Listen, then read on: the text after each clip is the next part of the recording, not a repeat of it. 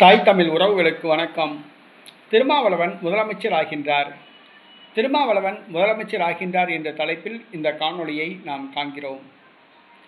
நடைபெற்று முடிந்த தமிழக சட்டசபை தேர்தலில் 2 தொகுதிகளில் வெற்றி பெற்ற கட்சிதான் விடுதலை சிறுத்தை கட்சி. ஆனால் திருமாவளவனுக்கு தமிழ்நாட்டில் துணை முதலமைச்சராக வேண்டும் அல்லது முதலமைச்சராக வேண்டும் என்ற ஒரு மிகப்பெரிய ஆசை உள்ளது. நடைபெற்று முடிந்த சட்டசபை தேர்தலில் விஜய் பெரும்பான்மைக்கு 10 தொகுதிகள் குறைவாக பெற்றிருந்தார். ஆனால் விஜய் ஆட்சி அமைக்கக்கூடாது என ரஜினிகாந்த் விரும்பினார். இதன் காரணமாக ரஜினிகாந்த் ஒரு நரி தந்திரத்தில் ஈடுபட்டார்.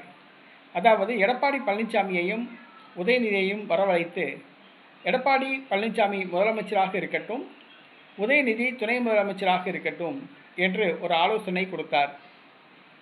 எடப்பாடி தான் முதலமைச்சர் என மகிழ்ச்சியாக சென்றார்.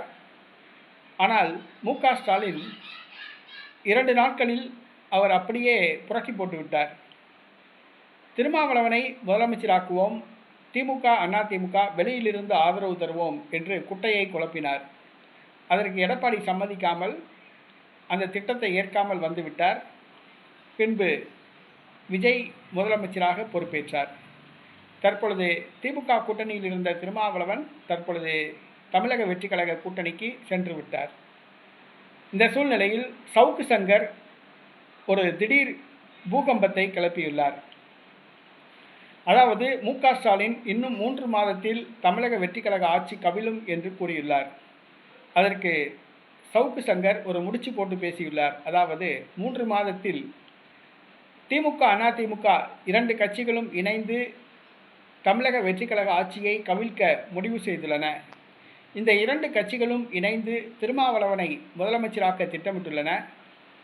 பாட்டாளி மக்கள் கட்சி தலைவர் அன்புமணி ராமதாஸ் அவருடைய மனைவி சௌமியா அன்புமணியை துணை முதலமைச்சர் பதவியில் அமர்த்த திட்டமிட்டுள்ளன என்ற ஒரு பூகம்பத்தை, ஒரு குண்டை தூக்கி போட்டியுள்ளார்.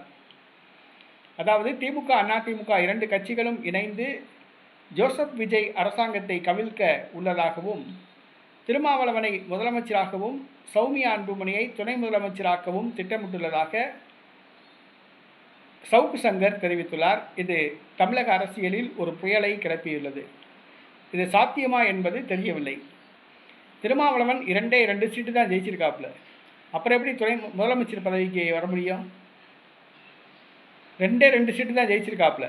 அப்புறம் எப்படி முதலமைச்சர் பதவிக்கு வர முடியும்? குறைஞ்சது ஒரு 80 சீட்டு ஜெயிச்சா கூட கூட்டணி கட்சிகளை சேர்த்து முதலமைச்சர் ஆகலாம் அப்படின்னு சொல்லி நம்பலாம்.